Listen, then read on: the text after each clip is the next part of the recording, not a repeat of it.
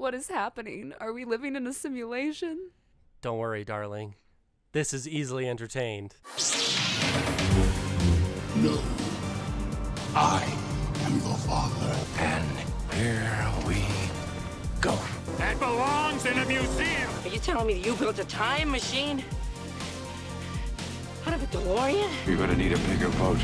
This is Sparta! Remember, with great power comes great responsibility. Dr. Grant, my dear Dr. Sattler, welcome to Jurassic Park. Welcome back to Easily Entertained. My name is Bryson Olson, and here we talk about all things entertaining, like movies, TV, video games, whatever the heck I want. This week I am joined by a special guest, my lovely girlfriend, Karaline. Do you want to say hi? Hi, everybody. My name's Karaline. Today we are going to be talking about Don't Worry, Darling. We have a little bit of a different episode today because it's a bit unscripted, so you'll see what it's like. It'll go great or it will go terrible. We'll find out. So Don't Worry, Darling, we got to watch that because it came out on HBO. Last week? Yeah, last Monday, I Yeah. think. 'Cause that's when it came out, the 7th on HBO. That was my first time watching it.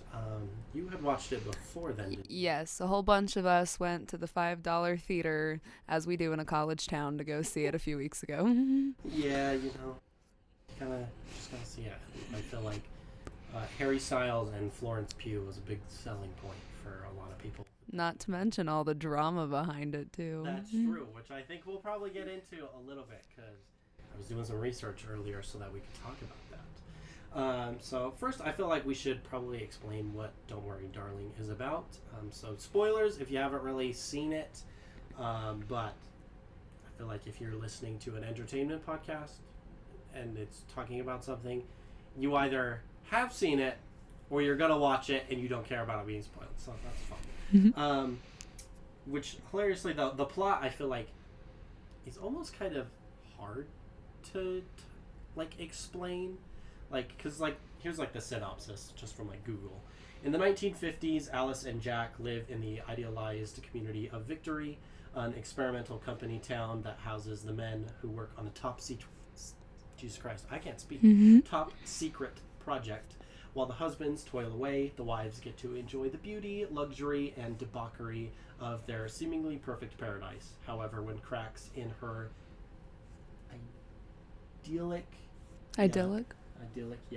idyllic life begin to appear, exposing flashes of something sinister lurking below the surface, Alice can't help but question exactly what she's doing in Victory.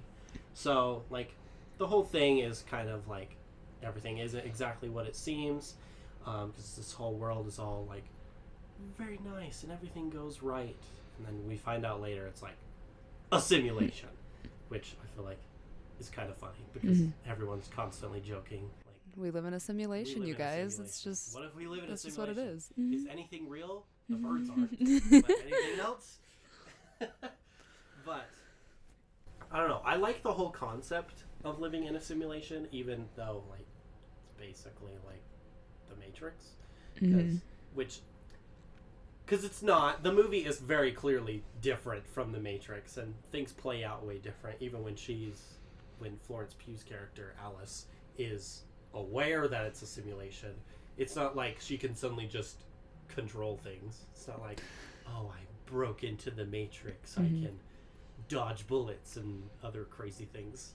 Like, that's not really how this one is. But I do like the concept of living in a simulation because it really, like, makes you question everything about existence, which I feel like, is that how you feel? Yes, definitely. There's, like... One thing we feel like we can rely on is our sense perceptions. Sorry, I'm the philosophy major here. One thing we can rely on is like our sense perceptions. And once we realize that our sense perceptions start to deceive us, everything we know about the world, every single one of our beliefs comes into question. So as soon as you're no longer able to trust your sense perceptions, when you have this like lack of control of what you know, game over, man. Yeah. And it's like, I had read this somewhere. I can't remember if I read it or if I saw it. One of the two. But I remember seeing something where it's like you can't really prove that anything actually exists except like your own consciousness, because you understand that you're thinking. That would be Descartes' Meditations for anybody who wants to read those. There you go. I didn't even realize there was actually like terms for it. But it's like, because you really can't. You can't really prove, like, I'm touching things physically. I can't really prove that those things actually exist because in a simulation, it all trick your mind into thinking it's real anyways. So it's like, what if we're all living a lie? Now, what Descartes actually uses is kind of like that. Like if you can have an optical illusion, if you can see like a mirage against the horizon, that proves that at least one of your sense perceptions deceives you, so therefore you can't trust any of them. If you have a super real dream that feels real while you're in it and you can't tell until you're out of it, that proves that your senses can deceive you. So what do you really know? Do other people exist? Does the world exist? It's pretty cool.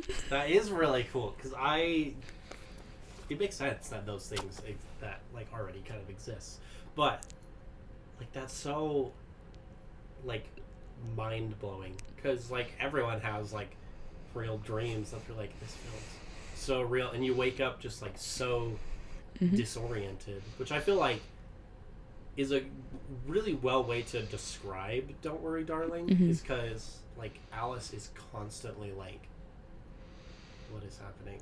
This world doesn't feel right. Something's off. And I feel like sometimes we walk through our own world kind of feeling that way.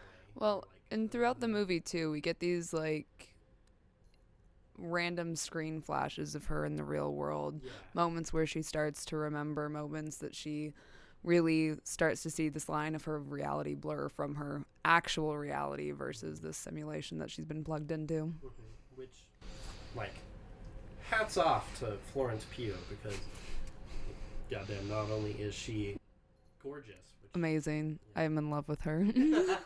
we all know she's amazing, and she's a wonderful actor for sure. Like, it'd be hard to kind of pull that off, because you have to just like act like your whole world is being destroyed around you, and it's like questioning everything. So I think it's like really good acting chops to her to like just be able to do that.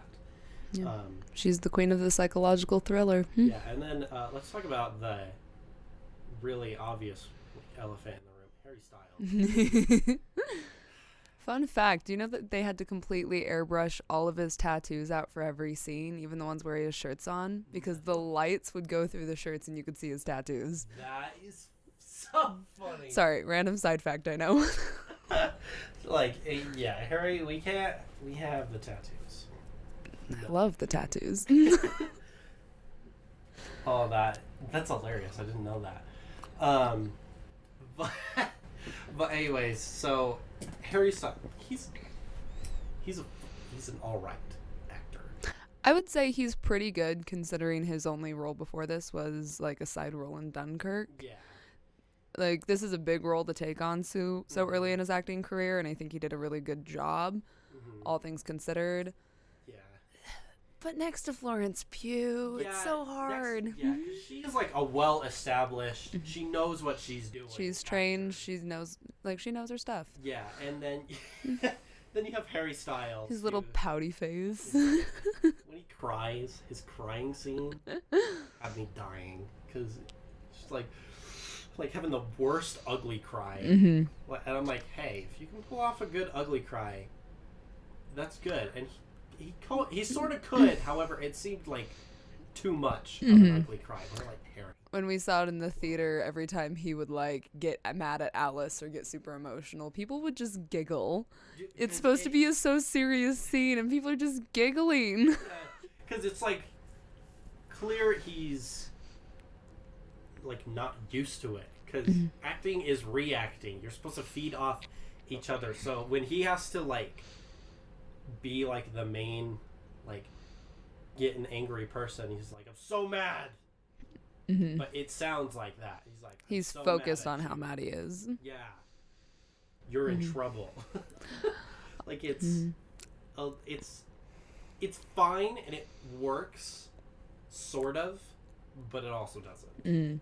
A lot of people also had some things to say about his accent in the movie, which is really funny because he is actually British. Yeah. And they kept saying that his British accent was terrible, which is hilarious to me. Which is pretty funny. I do think some of it was, like, intentional. Mhm. So, like, because, like, near the end of the film, when Alice kind of figures out that Jack kind of, like, abducted her, basically, and brought her into this simulation world. So she's kind of, like, breaking things apart and confronting him about it, and he's kind of freaking out. He's like, oh, no, what is going to happen? And he kind of, like, has a really bad British accent at that point. That, I feel like, was slightly intentional. Whether that was on part due to Harry Styles or if, like, someone gave him that direction to, like, try and switch between an American accent. Because Jack's American in the real world, right? Exactly. Because, like, in their world, they're both Americans, and he just chose to be British. Which is so funny to Which me. I think is probably a genius way that they could be like, okay, Harry, we don't have to make you, like, try and do an American accent the whole time. Just like 5 minutes. Yeah, just 5 minutes. But I feel like that breaking and him going back and forth, whether that was intentional or not, kind of supported that, because they're like, oh no, he's kind of freaking out. Let's make him switch back and forth, like, that he doesn't know how to really control it anymore, because he's losing. Because, like, that's a big part of his character. In the real world, he doesn't feel like he has control. And so, kind of going into this world where it's like the 50s, men are in charge, they're the providers, and whatever, they feel like they have more control. Which is really interesting too, because like the whole point of the Victory Project is this idea of like a better life for everybody, but the men are still miserable. Yeah, They have to go back into the world every day to work, but for some reason it's better that they're miserable if they're the ones in control. Yeah, which, like, here's another thing on that. So during the movie, when we get the flashback to before they're in the simulation, when, like, Alice is a surgeon, and she comes home to Jack, who's, like, unemployed and everything. Hasn't even made dinner, and she's been in the operating room for like hours. Like, bruh, at least cook her something. Like, dude, she's slaving away to provide for both of you. You should do something. Not saying that's necessarily how relationships should work. However, when you know she's doing that, and that's the only source of income right now, I feel like that's... Well, it also implied that he didn't even like take the time or effort to make dinner for himself. He just expected Alice to come home from a hour-long shift in the OR and make him dinner, even though she had to be back up in 6 hours. He didn't even get the hot water back on, so she didn't even have time to shower. It's like just this weird dependence he has on her to provide all of his needs. Yeah. And like on that, because like he's unemployed before then, and then he discovers this hilarious alpha male podcast. Basically, like, Hey, in his defense, I too would join a cult led by Chris Pine. honestly fair, but it's definitely like the freaking, I don't know what it was called, but the whole Andrew Tate situation, Yeah. like the whole alpha male thing. Men should be the providers. We're in charge, which I think Hilarious. is so stupid. But like, so he gets like attached to this podcast. So it's like we can all live in a simulation type thing, and then he actually does it because he figures out how he like goes and meets up or whatever. I think there's an application process. Yeah, Like I was reading through the original script, and there was also like a down payment they and a don't whole bunch of explain things. it incredibly Right. well in the movie. And then he says he has to work all the time every day in order to make enough money to keep them there. Which So is what, like, I was gonna bring back to, because they have to go back to the world to make money so they can like afford rent and water and stuff like that, so they can do that. and probably like the He was- subscription to the Victory Project Dude, too. he was unemployed.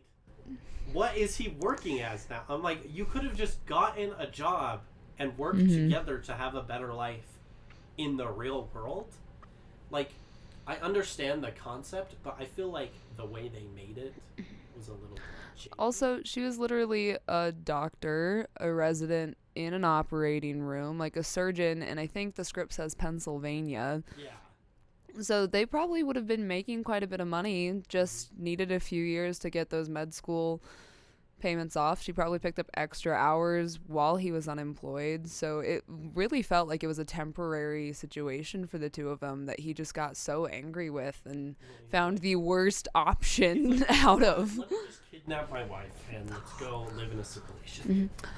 Ooh, speaking of kidnapping wives, there's that moment in like the application process for the Victory Project where it's like, okay, your chosen wife is Alice. Do you have a pre-existing relationship? And a lot of people have thought that maybe some of the other wives didn't have a pre-existing relationship. Like Violet seems super out of it, super anxious. Bill seems super nervous anytime anything goes slightly wrong.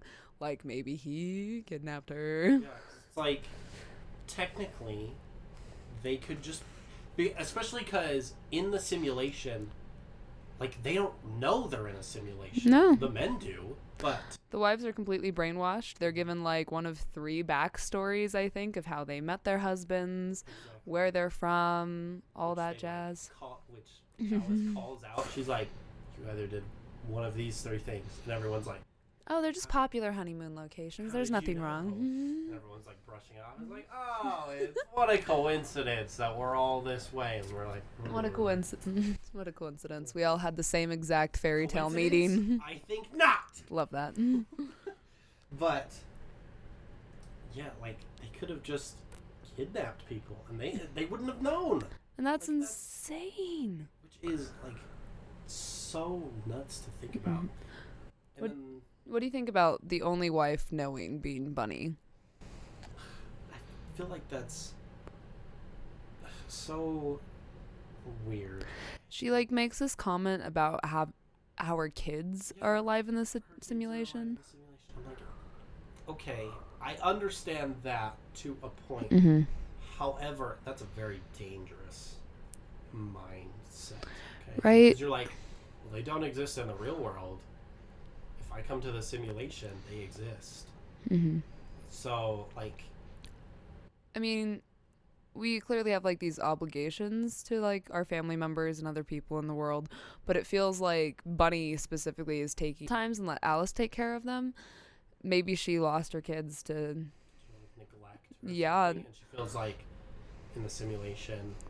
all of her problems go away. Yeah, and she can almost like get away with it. Exactly. Because it's a simulation. They're not gonna die. Like, If she neglects them, they're not gonna die because they're not yeah, real. they're not real. It's not gonna matter. Or she now has friends in the simulation to take care of them. But friends that she doesn't really take care of, like Margaret or Alice, she doesn't seem to support them and maybe help them. Yeah, they're just gaslighting the women all the time. They're like, oh, everything's fine. Yeah. I think Bunny's the real villain. In fairness, she's played by Olivia Wilde, Who is director. the apparent villain of the film. Yeah, was the villain of both in the film and outside of the film, which I feel like we can now talk about more now that we've talked about the movie itself. Mm-hmm. There was a lot of drama, apparently, There was so behind the much. scenes. And I don't know, like, the full extent of it, but I've seen, like, little bits and pieces as I was looking up today. Mm-hmm. But you clearly are excited. You know tons. This was all over my TikTok For You page for weeks and weeks. So originally, and you'll see this with Florence Pugh's other movies, she posts quite a bit. She promotes all of the films that she does. And she started out when she got cast in this movie doing pretty much the same, posting behind the scenes, posting her castmates. And then suddenly she just goes like radio silence on this film. She doesn't really engage with a lot of promo material on her Instagram or anything else, and so people are kind of suspicious. Originally, too, Shia LaBeouf was supposed to be cast as Jack instead of Harry Styles. That was something I had seen. I was like, really? Mhm. Shia LaBeouf? Yeah, Shia LaBeouf. But then I saw, like, there were conflicting things where it's like He was fired, or he wasn't, or voluntarily quit, or he didn't. Olivia Wilde may or may not have begged him to come back to or the set. He had bad chemistry with Florence Pugh. There was a lot of different things, and in the call that I think was leaked, Olivia Wilde is not exactly being nice to Florence Pugh when she's talking to Shia LaBeouf and basically asking him to come back to the film. But then she starts dating Harry Styles, and Harry Styles gets brought onto the film. I'm not sure which one comes first, because there's also rumors that at the beginning of the film that Florence Pugh and Harry started dating a little bit, broke up, he started dating Olivia Wilde, and all sorts of shenanigans ensued. There are rumors that Florence Pugh actually had to take the lead and direct many of the scenes because... because Harry and Olivia were off backstage doing who knows what. Yeah, that was something I had found today. Where it's like she was absent a lot with Harry, and so it's like a lot of the directorial decisions were maybe Florence Pugh's, and it was a lot of weird things too. Keke Palmer, I think it was, who plays Margaret. Correct me if I'm wrong. Was supposed to have a lot bigger of a role, but a lot of her scenes were cut for Olivia Wilde's character, Bunny. And then a whole bunch of stuff happened with the Venice red carpet and everything. Keke Lane, thank you. She was amazing, and she was supposed to come back later in the film in the original cut. But yeah, just a lot of drama between Olivia Wilde and Florence Pugh. There was actually no pictures for the red carpet premiere of our leads, Harry and Florence. And it seemed like they were keeping everybody away from each other. The way all the pictures are posed, those three are not standing next to each other. The rest of the cast is in between. People who were pretty friendly at the premiere, though, Nick Kroll and Harry Styles did kiss at the Venice premiere, which is a callback to a scene in the film. And Harry Styles allegedly spit on Chris Pine. Yeah, that was like something I've seen, and there's been like several clips I've seen of Harry Styles and Chris Pine kind of not getting along. It's more like on like Chris Pine's part, mainly on Harry's. And it may just be context, because like sometimes people are like just making fun, and like people see that from a third person perspective, and they're like, oh, they're fighting or getting a little aggressive. But I'm not sure, because we don't really have full context of everything. One of the main disagreements that people think that Olivia and Florence might have had was on this comment that I think Olivia Wilde made when it came to how sex was portrayed in the film. She made it very clear that she was only going to portray female pleasure because it was a feminist movie. It was all about female empowerment. But Florence Pugh seemed to disagree with that, and a lot of critics have also disagreed with that interpretation because Florence Pugh never, like as Alice, never gets the chance to consent to anything that happens to her while she's in the simulation, so it's kind of hard to see why Olivia Wilde would frame this as like an empowering thing. It's because they're not in this willingly. Like Olivia Wilde's character is, right?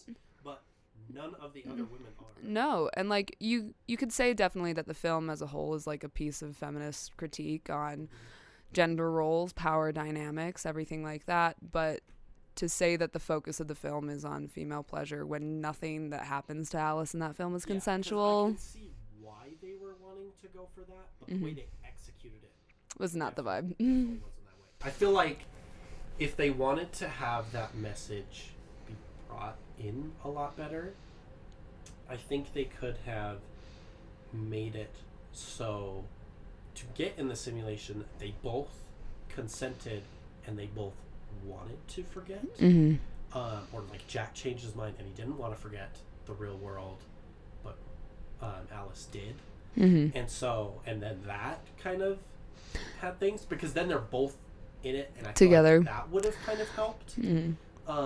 And then make have them then be more of like an antagonist kind of role where they like oh, but we changed our minds, we want to know, and feel more in control. That definitely could have been a way they filmed it too. I don't know. It's crazy. This whole film is insane. In the original script, I guess they were married and then divorced, and that's why Jack brought her into the simulation. And there's a moment when, in the original script, she gets out of the simulation, finds the divorce papers, and also finds out that she was like a Nobel Peace Prize winning doctor, and he faked her death. in order to pull her into the simulation. The original script is psycho. I feel like the final cut is paced a lot better than the original script seems to be, because I did read through that. And I'd say it is to the point, because I feel like there are actually a lot of scenes in the film that don't actually make sense why they're... Harry Styles tap dancing. Yeah, that. Honestly, most of Chris Pine's scenes, because he kind of just says random things, like, or yeah, he'll just stare at Alice, but it never explains that he's like, oh, I know she's breaking the simulation. Whatever. Yeah, like it sort of hints that that's where it's at. Like, he knows that she knows something is up. However, it never shows us or tells us that. I would definitely agree. That whole dinner party scene where he's like, I've been waiting for somebody like you to finally butt heads with, like, you are my chosen enemy now. Never comes up again. I wanted more of that to build. I didn't want it to just, like, I don't know, fizzle out in the very same scene, too. Like, because I feel like that would have been good to, like, make him a big antagonist.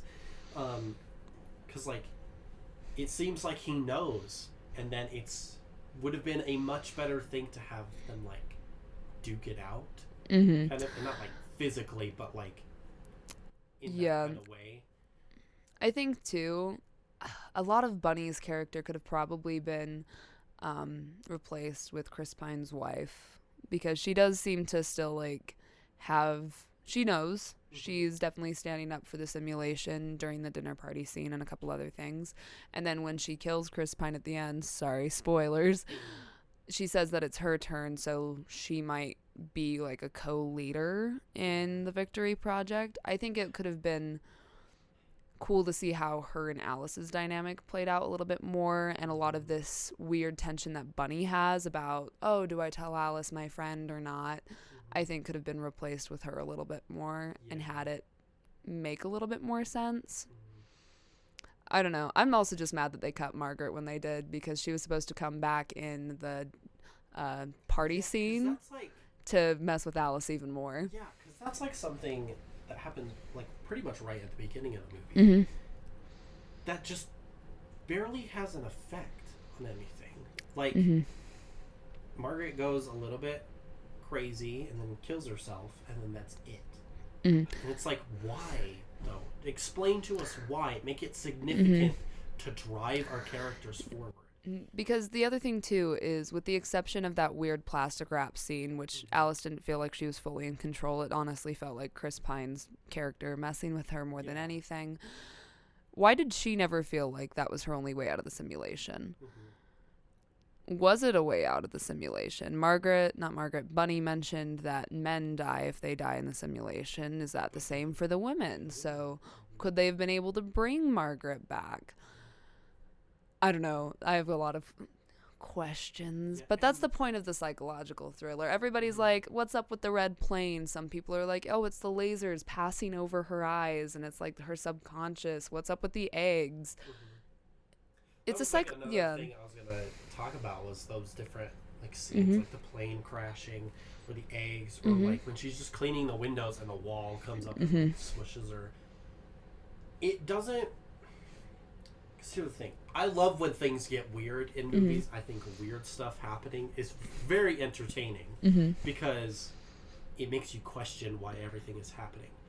However, if you're gonna have weird things, you need to eventually explain them or show why they're happening. Like, is she breaking the simulation and it's like trying to correct itself by like trying to remove her or something? Because like with the wall smashing, like what if it's trying like, oh, she's gonna ruin this, let's eliminate her. But in my first watch of it, I genuinely thought it was actually set in the 50s for a minute, before I started seeing more of those flashbacks that she had. And especially with like the earthquake that they experience, with a lot of the 50s imagery, a lot of this like patriotic victory thing, I was genuinely wondering if they were like a military test site town, Yeah. and that a lot of the things were like weird very much what it hints. nuclear stuff. Yeah. It's like, oh, the eggs are empty because of nuclear, whatever. Oh, there's planes trying to get in here because it's the government trying to figure out what's going on because Frank's gone rogue and stolen a whole bunch of technology. I think that could have been a cool thing, but I do like that that's like how they kind of start bringing you in there with all the 50s imagery. Yeah, because it's meant to like subvert your expectations Mm-hmm. for sure. It's like, oh, you're probably gonna think this is like a military base or whatever. Definitely thought it was. Plot twist, it's just a simulation Mm-hmm. for themselves. I mean, it could have been cool too had they literally, the Victory Project had been kind of similar in kind of both. It's like, yes, the men are like, of course, the 50s is where it's at because that's when my wife would wait on me, even though I was working myself to death. If they had kidnapped their wives and literally dragged them out into the desert for a Victory Project that was out there, that could have been cool there and have a whole weird cult compound, but... Yeah, it's like they had a bunch of really good ideas Mm-hmm. in this movie. And I feel like that's why, because like looking critically, I think both audience and like, by critics, it didn't receive amazing ratings. And I think it's because a lot of people could tell. It feels a little like smashed together. And because like there's a lot of cool concepts and things that if they fleshed out a lot would have made it an amazing movie. Because like the trailer looks amazing and it seems like such an interesting concept. However, I think probably a lot due to the filming process of it and the behind the scenes is a lot of kind of what hurt the movie. Like I still think it's entertaining for sure. Like it was interesting. It's very interesting to watch. However, when you start breaking it down and looking at all the little pieces together, it kind of loses its initial appeal. I've seen a lot of people wish it had been like a series, like one of the Netflix one season series where each episode's like an hour or so, a trilogy. Unfortunately, with everything with the cast, you can't really do much with that. Yeah. A lot of people have also been comparing it to WandaVision and just kind of saying it was cool in concept but just not fleshed out like WandaVision. A lot of people are I think that pressed. that kind of makes sense. It's like they are kind of similar concepts. Everyone's kind of They're really pulling on the nostalgia to kind of unsettle you, and then they kind of skip through that part a little bit too I much. think it could have been good because like clearly there were a lot of issues, so this couldn't really have happened. However, if like they were able to, and this is what they were planning for, I think it would have been really good to have like it was 2 movies because I think it would have been really great to like flesh out the simulation type stuff in the first movie and have her realize at the end that it's a simulation, and then have a second movie be about her figuring out how to break out of it. Because I feel like that would have given a lot more time to flesh out the development of everything, of both the plot and the characters. We could have seen more of that Frank and Alice actual competition that we talked about. Exactly. We could have seen a little bit more. Because then Frank could With take on everybody. a way more antagonistic role in the second, being like, oh, she knows we have to stop her from getting out and ruining this project. Well, and the thing is too, and a lot of issues that people have is the last like few seconds of the film is just her breathing, meaning that we think she was able to get out in time and wake up. And a lot of people are like, well, she's probably been in there for a minute. She's probably super weak, probably still strapped down to the bed. Is she actually going to be able to escape? It feels kind of, I don't know, if she wasn't able to escape, and kind of more of like, what are the stakes of somebody actually knowingly getting out of the simulation and ruining things in the real world? Is Frank some sort of high-level politician who would face a lot of kickback? Is this a big operation, or is it just some small garage incel group?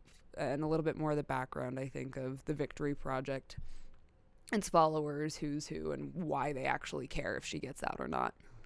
Like, yeah, there could have just been way more stakes in the issue, because it ends up being kind of like personal, because it's just like, oh, she wants to get out. It's not really, because like, had they done like 2 movies, I feel like it could have been like, okay, I want to get out, and I want all these women to get out. We need to break out of this. Rush past that point completely. Yeah, they have that. because they're like, Yeah.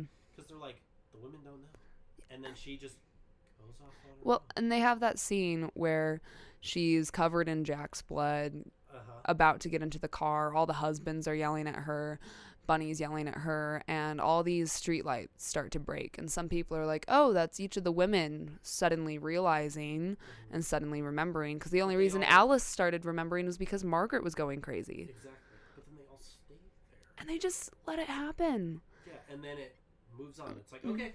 let's They're keep just going. going Let's let- to do the thing where they let's let Alice brainwash escape. the women again, and they're fine. And if she gets out, if she just dies, why would they care that she's getting out?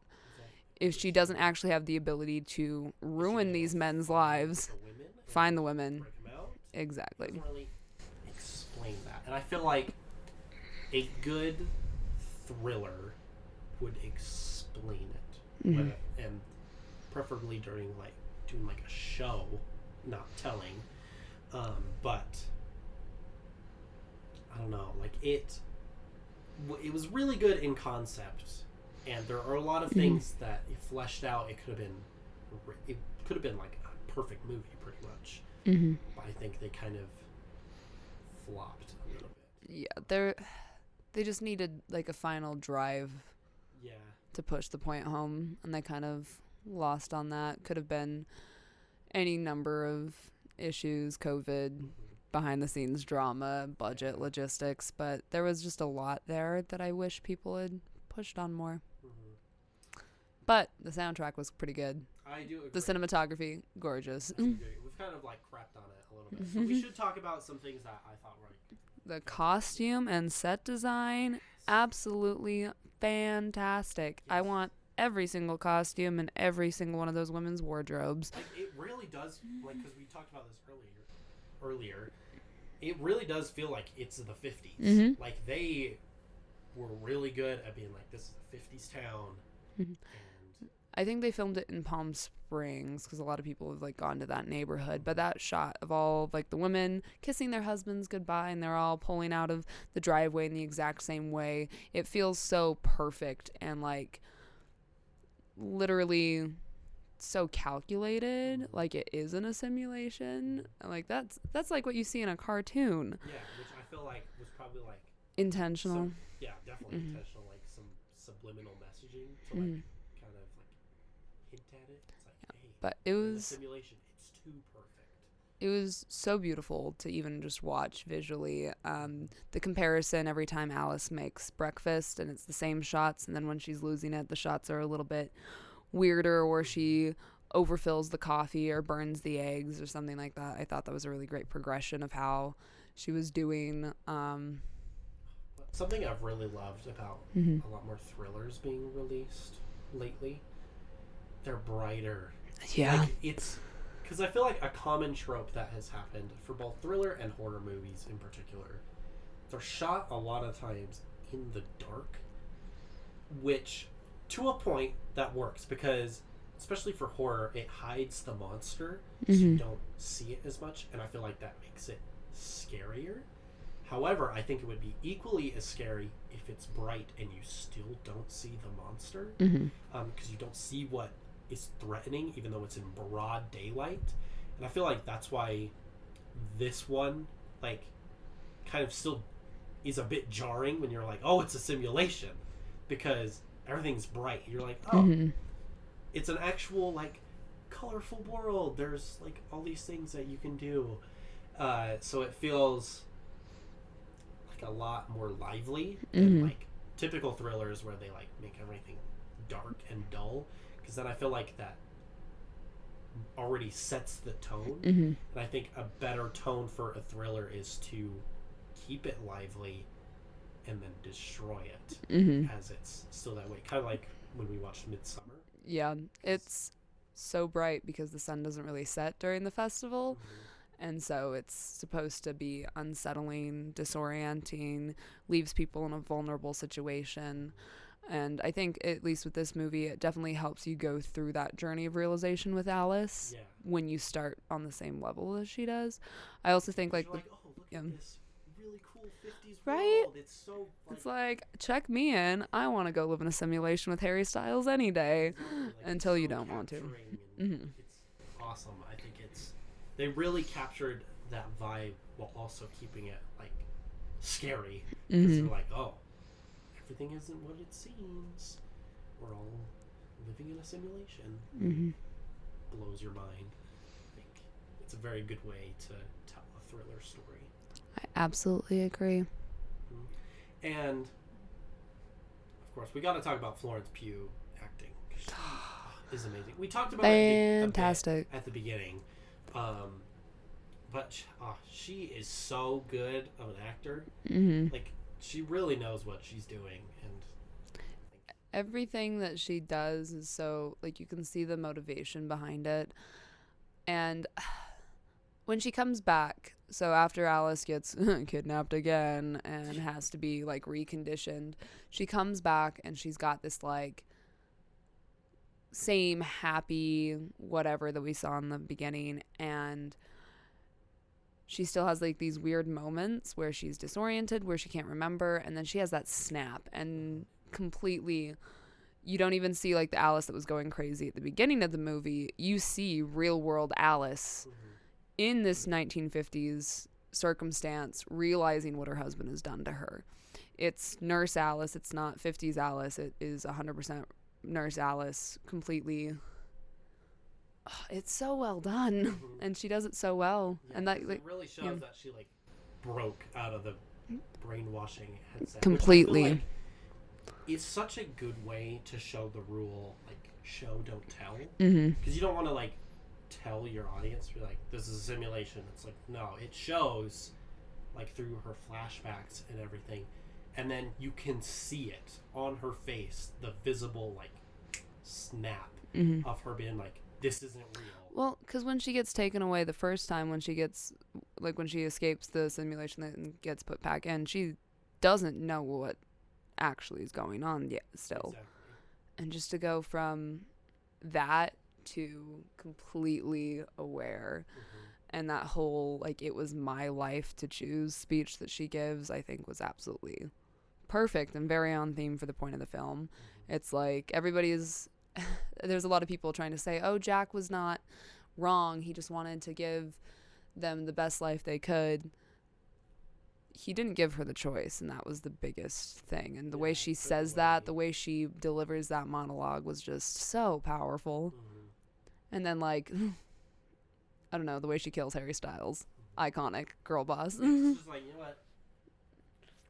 Well, it's, like, so emotional, and she is, like, the whole point of the movie is, like, her trying to survive, as Florence Pugh does in most psychological thrillers that she's in, and to kind of, like, see that tension between the man I love who's just betrayed me, I'm angry at him, but I still love him, but he's literally trying to kill me right now, and that choice between death and survival, and how much tension she has before she finally hits him with the bottle or glass or whatever it is. So good.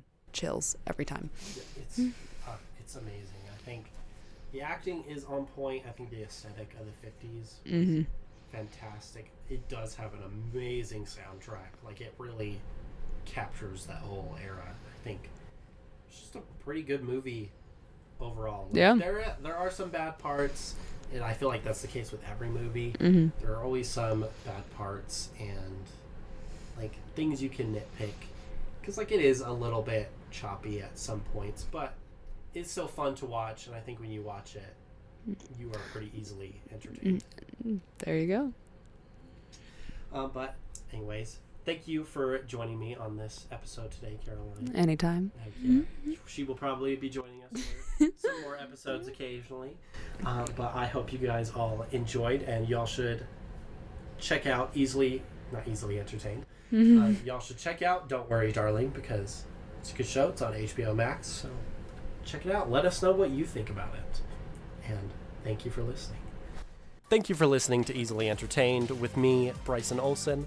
If you enjoyed, be sure to tune back in on the first and third Tuesdays of every month at 5 p.m. Mountain Standard Time to hear all about entertainment.